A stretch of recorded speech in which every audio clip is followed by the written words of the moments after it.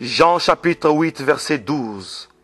Jésus leur parla de nouveau et dit, « Je suis la lumière du monde. Celui qui me suit ne marchera pas dans les ténèbres, mais il aura la lumière de la vie. » Voici une seule preuve indubitable qui démontre que le Seigneur reflète la plus grande brillance. C'est lorsqu'il se surnomma l'étoile brillante du matin, afin de nous illustrer combien il est capable d'éclairer même le jour.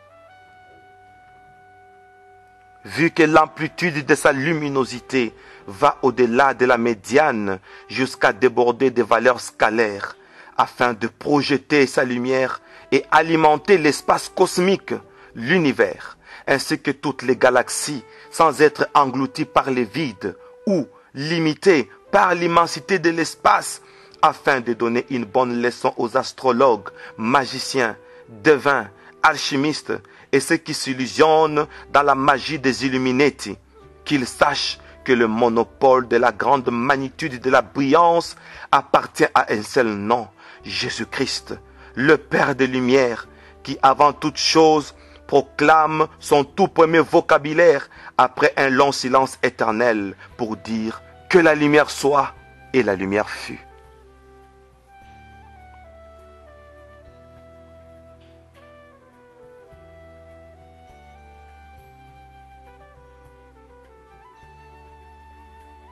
Il fit subsister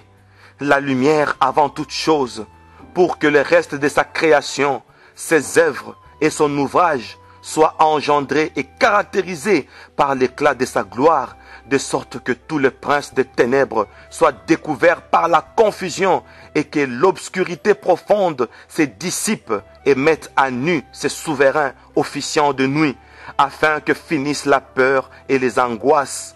qu'ils imposent sur la nature et à la terre et au monde.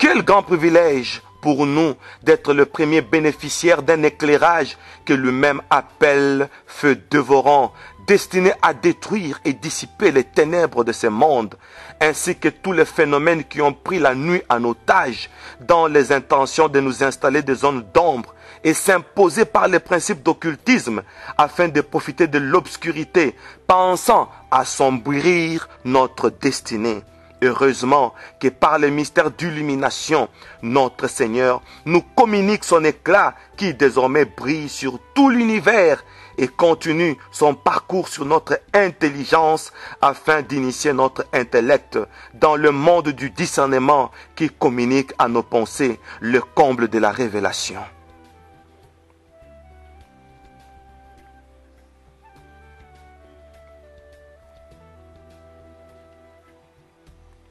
Parce qu'il ne veut pas nous voir réfléchir en amateur, sachant que la réflexion est une source de toute créativité. Le Seigneur fait que la lumière aiguise nos esprits dans le sens que notre entendement atteigne le diapason où se cache une connaissance au-delà du jugement ordinaire des hommes.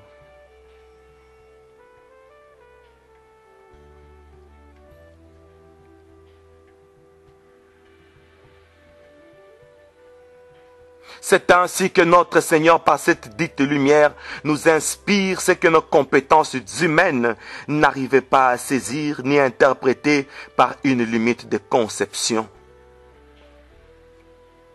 Mais, grâce à sa lumière, nous sommes imprégnés de son reflet qui imprime en nous